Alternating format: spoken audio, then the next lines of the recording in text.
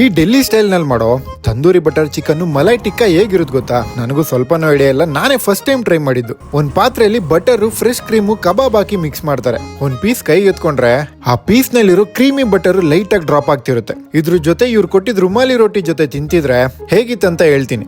ಕಲ್ಯಾಣ್ ನಗರ್ ನಲ್ಲಿರೋ ಎಗ್ಮಾ ಕಬಾಬ್ಸ್. ಇವರು ಡೆಲ್ಲಿ ಸ್ಟೈಲ್ ಕಬಾಬ್ ಗ್ರೇವಿ ಮಾಡೋದ್ರಲ್ಲಿ ಎಕ್ಸ್ಪರ್ಟ್ ಅಂತೆ. ಬಟ್ ಇಲ್ಲಿ ಬಂದಾಗ ನನಗೆ ಏನ್ ಆರ್ಡರ್ ಮಾಡ್ಬೇಕಂತ ಐಡಿಯಾ ಇರಲಿಲ್ಲ.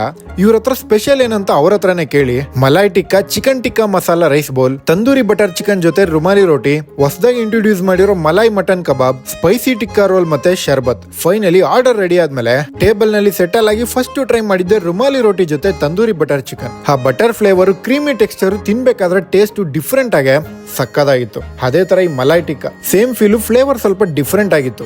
ಮತ್ತೆ chicken tikka masala rice bowl, ಹೊಸದಾಗಿ ಇಂಟ್ರೊಡ್ಯೂಸ್ ಮಾಡಿರೋ malai mutton kebab, spicy tikka roll ಎಲ್ಲಾನು ತಿನ್ನೋಕೆ ಚೆನ್ನಾಗಿತ್ತು. ಎಸ್ಪೆಷಲಿ ರೈಸ್ ಬೌಲ್ ಇದನ್ನ ಮಿಸ್ ಮಾಡದೆ ಟ್ರೈ ಮಾಡಿ. ಈವ್ನಿಂಗ್ ಟೈಮ್ ನಲ್ಲಿ ಈ ತರ ಡಿಫ್ರೆಂಟ್ ಫ್ಲೇವರ್ ನಲ್ಲಿ ಕಬಾಬ್ ಟ್ರೈ ಮಾಡ್ಬೇಕಂದ್ರೆ ಕಲ್ಯಾಣ್ ನಗರ್ ನಲ್ಲಿರೋ ಎಗ್ಮಾ ಕಬಾಬ್ ಮಿಸ್ ಮಾಡದೆ ವಿಸಿಟ್ ಮಾಡಿ. ಬಾಯ್.